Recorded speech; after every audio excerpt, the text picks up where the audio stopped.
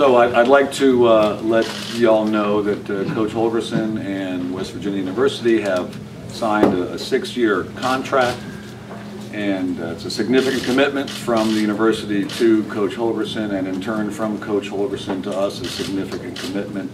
And you've got the press release. I've got plenty of quotes in there. Feel free to obviously lift those quotes, but we're very excited that Dana is making a long-term commitment to us, and we're obviously excited about the season that's rapidly approaching.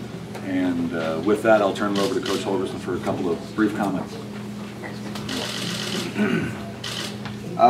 You know, there's a lot of exciting things happening at WVU right now, and you know, not only within the football program, but within the athletic department and the university as a whole. So this adds to it, I think. And not only does this affect me, this affects my children. This affects the whole staff. This affects you know, not only the assistant coaches, but the staff, everybody in the building as well. So really excited to get this done and out of the way. We're working hard to make it better around here within the football office and football program on a daily basis, and this will expedite the process and help us achieve what our long-term goals are. So with that said, I'll take a few questions and then I'm going to get back to work.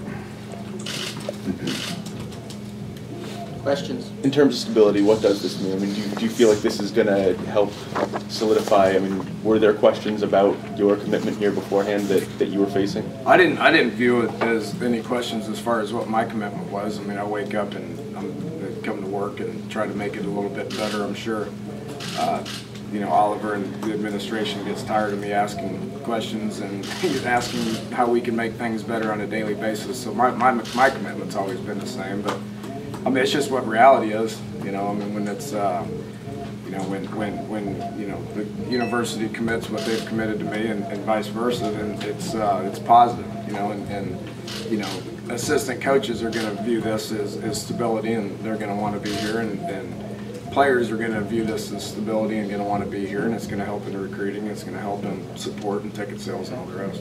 When did you know along the way that this was, you know, the program for you long term here?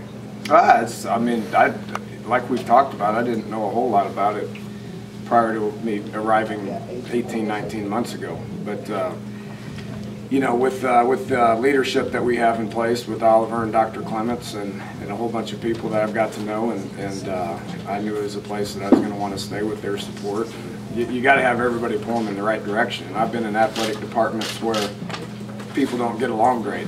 And what I've witnessed around here is coaches getting along, and different sports getting along, and administration getting along. So, you know, it seems like a win-win to me.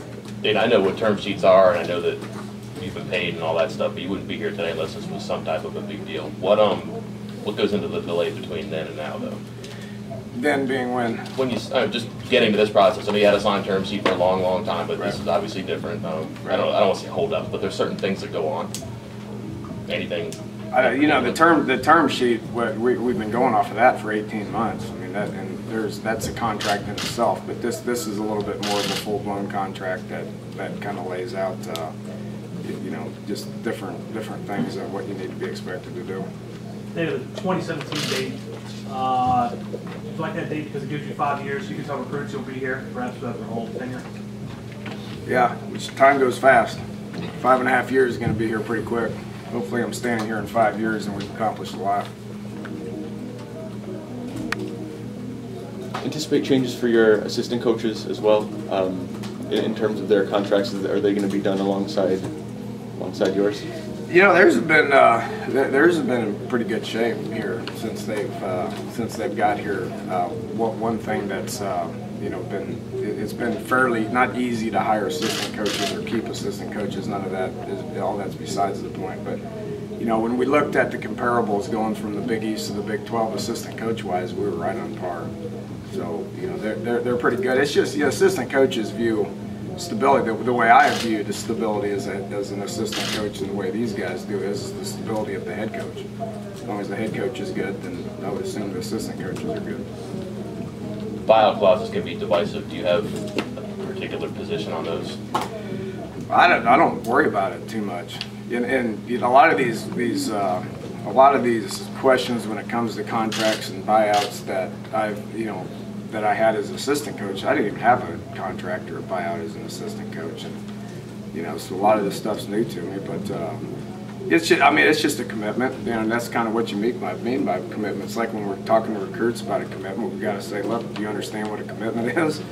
You know, and obviously we can't get those guys to sign until February, and then it becomes a true commitment. But same thing here. I mean, you know, by signing the contract, both me and Oliver, I mean, it's a commitment obviously on the university to, you know, say we need to keep proceeding, and then it's a commitment on our part to keep trying to make it better on a daily basis as well. Okay, Coach, it's time for your meeting. Okay, cool. Thanks, guys. Appreciate it. Thanks.